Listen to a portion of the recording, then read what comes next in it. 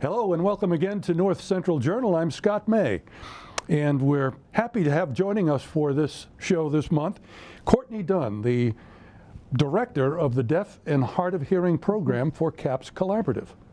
Hi. It's a mouthful. Hi, Courtney. It is a mouthful. You just got back from vacation, so... I did. Jumping right in. You're laid back. Well, thank you for coming up from Newton. We really appreciate that. Absolutely. And, it was very nice to meet you earlier. And I want to go back a couple of years because it was 2 years ago, just a little over 2 years ago, that CAPS took over the Deaf and Hard of Hearing program in Newton from EDCO Collaborative. And you were a part of the program then, as you are now. How important was that change? Oh, it was critical. The biggest piece of it was the fact that the program in Newton is the oldest program serving deaf and hard of hearing students in the public school setting at the secondary level. Oh. So it's the oldest program in the Commonwealth. And the thought that the program might go under and we might not be able to continue there was devastating, both for us as employees, but also to the deaf community. It's a pretty renowned program, and because of that, having CAPS come in and step in allowed it to continue and continue just kind of as it was, intact. Now, in the Newton program, is that middle school, high school? Are those Middle school and high school. Yep. Right. So it operated at FA Day Middle School for kind of most of its tenure. We're actually, September is really starting the 50th year of the program. So for 48 years, we're at FA Day Middle School and Newton North High School. And then this past year, we moved the middle school over to Bigelow Middle School, also in Newton. And it was a great transition. And we did that again for space, for expansion. I was going to ask, what has the growth of the program been like in that 2 years? It's been incredible. It has. It really has been tremendous. So, you know, the program over the course of 50 years has had its ebbs and flows in terms of enrollment. When I started, you know, we were in the teens and kind of lower 20s, and that was back in 2015. And then just before CAPS was taking over, that September, we were anticipating 9 students in total in the middle school and high school program. And this September, we'll be starting in Newton with 30 students. So just in the past 2 years, wow, tremendous growth for the Newton program. And what about the program in its entirety?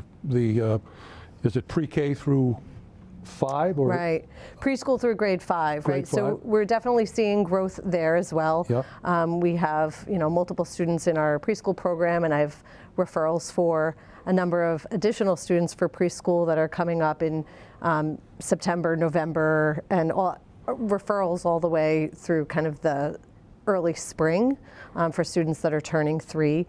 And then our elementary program, as soon as we announced this, we definitely started getting more inquiries about the program, and districts that had students in School for the Deaf programs or mainstream programs started to inquire about what we could offer, are we a good placement option for their students? So we're definitely seeing growth there too, and I anticipate as word starts to really spread about the program that we'll even see more growth there. So you have students from age 3 to 18? Correct. Wow.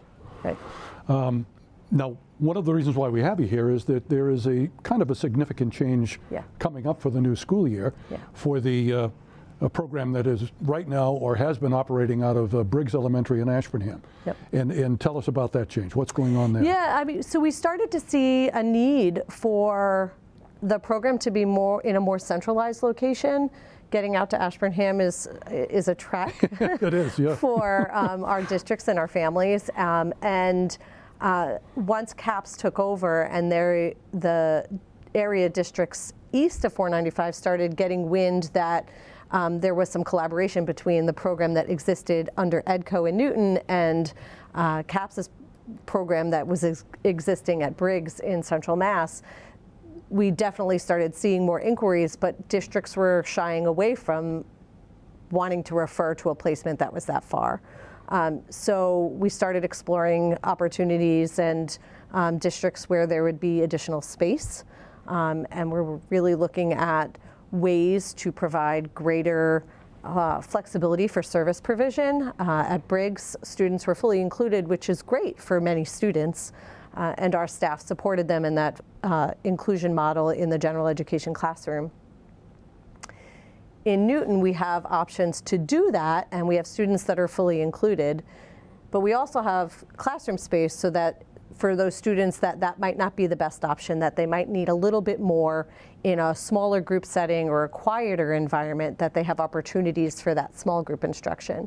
So we were looking for a way to find more accessible space from a commuting distance, but also more accessible space to program for a greater and a more diverse student population. And so what is the new location? So we will be at Page Hilltop Elementary School in Ayer. In Ayer, okay. Yeah, in Ayer. Yeah, so short distance off Route 2 makes it a little bit easier.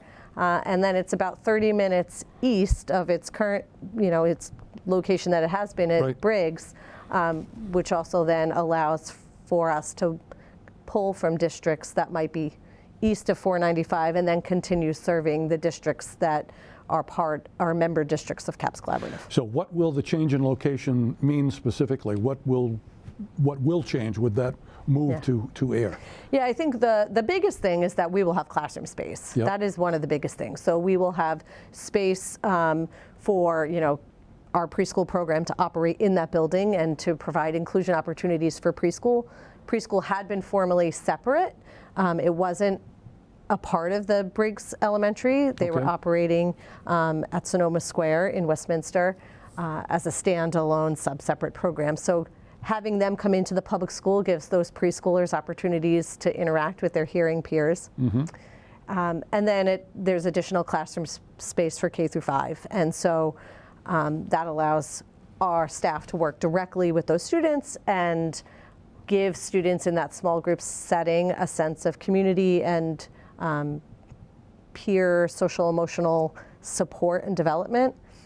But it also means that if we're shifting the model of our program, it also means a lot more staff. So that has been how I have spent my summer, is really recruiting high quality staff that can communicate with students in both American Sign Language and spoken English, because we have students that use a variety of communication modes, and making sure that we can effectively meet those needs in that small group setting and in that general education setting when they're included.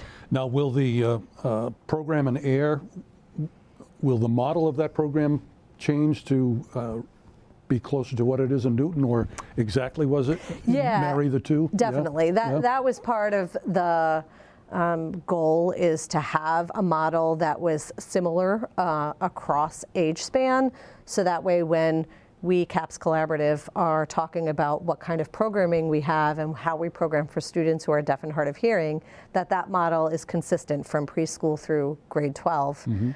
And we know that model has been successful because the program has been operating in Newton for 50 years. So wanting to take some of that and bring it to the elementary school and create those opportunities, and hopefully then see a more diverse student population there. How much additional staff have you been seeking? Anyway? A lot. I bet. multiple teachers, multiple American Sign Language educational interpreters.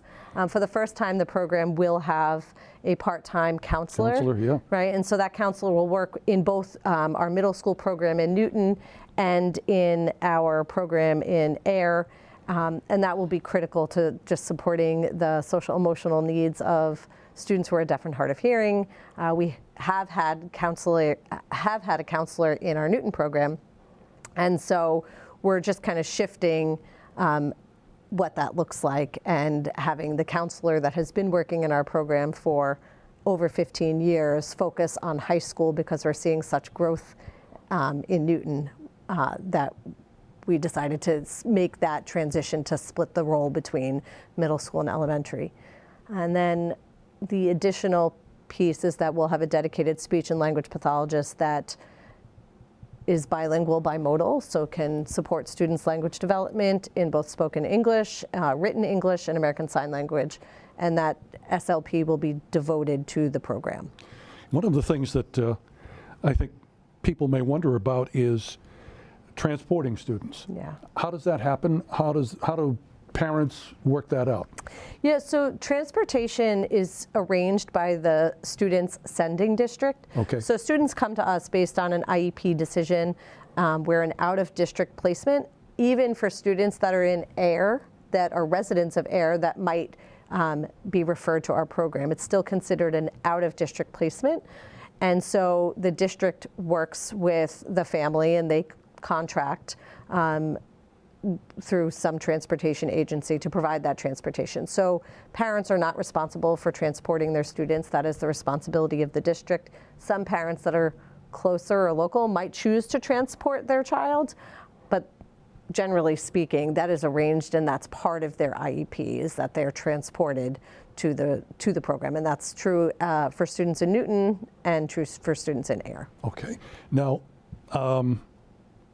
before we get to where people can go for more information, I just wanted to go back and ask you, because you've been through the change from EDCO to CAPS. You've been through the 2 years since then. As you say, the program has grown. How important has that support from CAPS been? And going forward, I assume it's 100% there for you. Yeah, it's been critical. Yeah. I think the support there, you know, when EDCO was dissolving, it was a scary time for the folks that were working with EDCO, because we weren't sure not only would there continue to be a program in Newton, one of the longest programs, but would we have jobs, and what would that do to the Newton community, because the Newton community felt very involved that this was, you know, something that Newton was proud of as well, not just it being a collaborative program. Yeah. So CAPS coming in and seeing the growth that has existed since that time has really allowed us to gain that sense of trust again, that, you know, we have people supporting, we have an organization that really is supporting the growth and the expansion and seeing the needs of the surrounding communities and the needs of deaf and hard of hearing students, and what that looks like and what that means, and how do we take that and expand that further for the elementary school. And if people watching this would like more information about the Deaf and Hard of Hearing program at CAPS Collaborative, where can they go to find out more information? Yeah, so CAPS Collaborative has a great website. It was actually just redone last year, so they can certainly check out the website. The website does have a page specifically for the Deaf and Hard of Hearing program. And then we're also on social media, so for families that want to take a look and see what we're up to specifically as a program on a day-to-day. We're on Facebook, we're on Instagram, we're on Twitter. So we're putting out there what our students are doing, what our staff is doing, and how we're involved in the community. It's a great way to get the day-to-day scoop on what's going on. Courtney, it's great talking to you, and very nice meeting you. Congratulations on the success of the Deaf and Hard of Hearing program. Thank you. And we'll look forward to following up with you at some point. Thank you. I appreciate it. We have coming up next on North Central Journal an interview we did with the coach of the Oakmont baseball team, Tim Cowett, the Oakmont baseball state championship team. That's coming up next.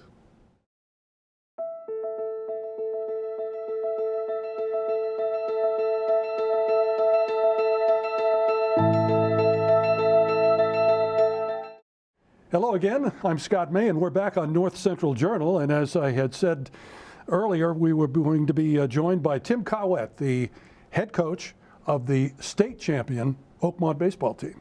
Thank you for having me. First in the history of the school too, right? Yes, yeah, first one since, 1960 was when the school opened, so yeah. Yep, first one. Now, who did you beat to become state champion? So we beat Medfield. I got to get the Meds correct, because we beat Medway in the first round, so we beat Medfield at Polar Park 5-3 in 12 innings.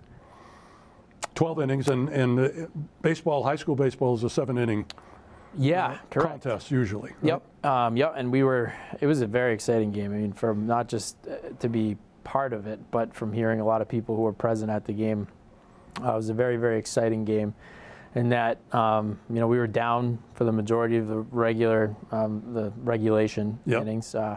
We were down 3-1 going into the 6th, and then we scraped together one to get it to 3-2, and then we were down to our last out in the 7th, and an RBI single by Ben Forbes tied it up, and then we just kind of held on for dear life until the 12th, and we managed to scrape 2 across to win. Now, you are an Oakmont graduate. You're a member of the Oakmont Hall of Fame, so you had quite a career yourself in high school. You're a teacher at Oakmont now. You were teaching in Gardner. What brought you back? Was that always a goal to get back to Oakmont at some point in your career? I think subconsciously it probably was. Yeah. I mean, I had a wonderful experience at Gardner. I really did. I really enjoyed the coaches that I worked with. I mean, I brought 2 of them with me to Oakmont. Your mom was a coach. Yep. What was it, lacrosse? She was a field hockey coach. Field hockey, yep, okay. For 37 years. In Gardner, yep. Yeah. Yeah, and she taught in Gardner for her whole life. And my grandfather was the first pediatrician in Gardner, and he always worked with the football team. So I had I had a little connection to Gardner as well.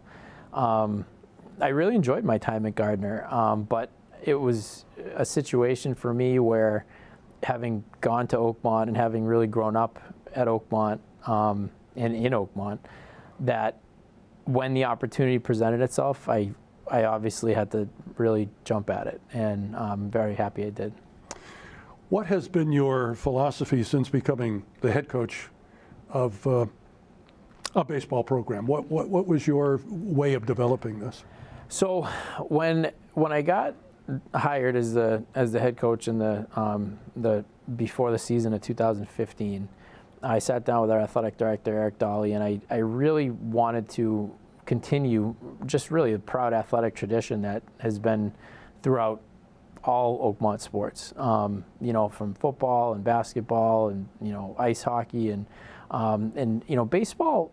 It's not that we didn't have a respectable tradition, but we hadn't had the success that I think really anybody had hoped we would have. Mm-hmm. And so I think our goal was to really instill that sense of like athletic pride that was apparent in other, you know, I should say field hockey as well. We have a great field hockey tradition too.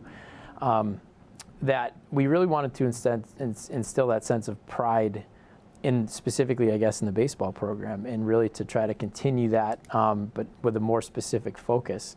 And at the same time, just really enjoy the experience of baseball, and you know, enjoy the time that we have, you know, together on you know, our field in Dennis Driscoll Park. And you know, it was more or less just kind of continuing the tradition, the athletic tradition we had in other sports, but really kind of bring it over the baseball diamond.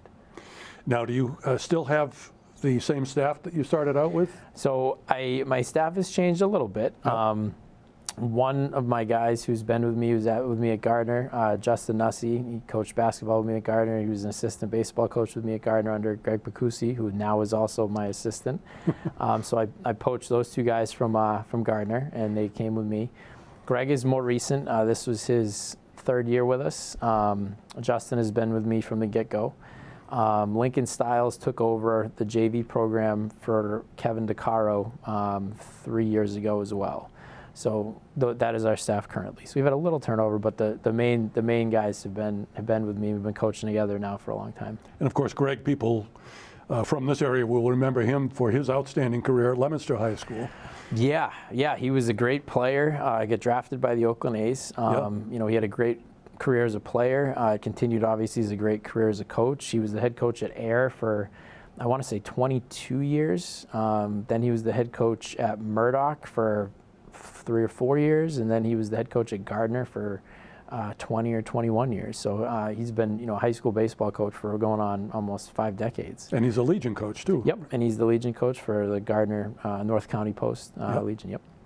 And Justin and Lincoln, they're both Oakmont grads too. Yes, they are. And Justin was inducted into the Hall of Fame the same year I was in 2010. We had a really cool class. Our athletic director Eric Dolly was inducted in that same year in that yep. same class. So you know, Justin was a lifer. Lincoln was a graduate of Oakmont. Lincoln's also the soccer coach. So it's just a very prideful and very proud athletic tradition that I'm just really lucky to be a part of. So aside from winning the state championship, the kind of the cherry on top of the sundae, What stands out to you in your mind as you look back over the season? The thing I tell everybody, anyone who's willing to listen to me tell this about the kids, especially, we had our whole program, but specifically the 25 guys that we brought with us in our playoff roster, and this, the other guys that didn't wind up making the trip with us are great in their own right and great kids.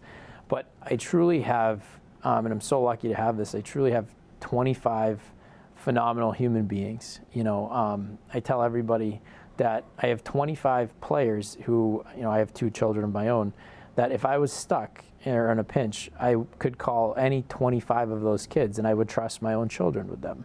And I think that says a lot. So, obviously they're great baseball players and they're great athletes, but I think they're even better people. And so to be able to spend the time that we got to spend with them together and experience it together with this group, and obviously the coaches, which we mentioned before, is just something I'll never forget, and we just had so much fun. We had so much fun at practice every day. Every day we just enjoyed being around each other and just, working on our crafts and just trying to get as good as we could be and improve to the point where obviously we, reached the pinnacle and the milestone that every high school athlete aspires to. What about the support of the program from both the school and parents? Sometimes, that can be a little difficult. How is it with the groups from the teachers and the administration to the parents? Again, I know how lucky I am. I've had tremendous support from our entire athletic program, from our athletic director, Eric Dolly, our assistant athletic director, Ed Fitzgerald, from all the other coaches in our district, the middle school coaches, all the teachers, our principal, Jeff Lazat, former principal, Dave Uminski, just the community. Every single person was behind us. And that was evident in the pictures and the presence we had at Polar Park. We had, without exaggerating, we had, I would say, at least 1,000, maybe thousands of people there watching us win. And that wasn't a one-off. That has been true pretty much since I took over the program. And obviously we didn't have the same level of success, but we did have the same level of support. And so, the parents have been wonderful, the community's been wonderful, and this is, to me, winning the title was really for them. It really was for them, and to share that and to have, a community that I'm proud of, that I grew up in, to have the experience in that situation is very special. It's very special. And one of the special moments for the team after winning the state championship occurred recently. You had an opportunity to get on the field at Fenway Park and be recognized before a Red Sox game. We did, and again, the dream of every little kid playing baseball, every little leaguer, every Cal Ripken, player is eventually to play. If you grow up around here, it's to play at Fenway Park. Yeah. And so while we didn't get to play at Fenway Park this year, we got to play at Polar, which was pretty special in its own right. We did get to go on the field, and we got to be recognized, and we got to go to a game, and it just everything. It's been such a whirlwind, and to share it with this group of people and this coaching staff and this community has meant the world. It's meant the world. Now, there's a lot of history that I want to talk about as we wrap this up. Your dad was an Oakmont graduate, on the Oakmont baseball team, a teacher at Oakmont, the Oakmont baseball coach. You played for your dad when you were in high school. I coached with your dad when you and my oldest son were in Little League. And you and your dad were inducted into the Oakmont Hall of Fame together. Yep. You touched upon that earlier. What does it mean personally to you to achieve what you've achieved, walking in the footsteps of your dad along the way? So this is kind of a funny story. One of my earliest memories of my dad coaching, because my dad was actually the head coach at Oakmont, the varsity coach, 2 times. Yep. He did it in the early 80s when I was little, and then he stepped back and did some other things. He coached softball for a little bit, and then he took the varsity job again when I was in 7th grade, and so he wound up coaching me and your son Josh. But one of the earliest memories I have of him at Oakmont coaching baseball is after a practice. I remember they were doing some drill, and as a 5-year-old, I didn't like the way the drill was going, so of course I felt I had the right to voice my opinion on that. And I remember him kind of laughing, and the end of the conversation went with me telling him that someday I was going to take his job. And so it's kind of neat and special to have that kind of full circle moment, you know, especially when my son and my daughter are down running on the field after a game now with me, and I'm sure that they have their own opinions, and I'm sure they think they could do a better job just like I did. But so yeah, it's a very special thing to have it in this community. And I say this to people in a very loving way. There's a lot of ghosts at Oakmont, you know, there are, but they're the most positive, friendly, motivational ghosts you can have, and there's a lot of them. And so I think that that's one of the things that really makes Oakmont such a special place, is there's that connection to the past, and that connection to the community, which everyone is really striving for the same goals. And it goes back, you know, to 1960. And so to have that connection that now my children are going to hopefully experience is really something that doesn't always happen. You know, so I just know how lucky I am. Tim, congratulations on a great season and your career as a head coach at Oakmont. I've seen a lot of those games, and every year the team seems to compete. Kids are in it. They seem to be enjoying themselves, and I think that's a credit to you and, of course, your staff. But congratulations again, and thanks for being with us on North Central Journal. Thank you so much. Thanks for having me.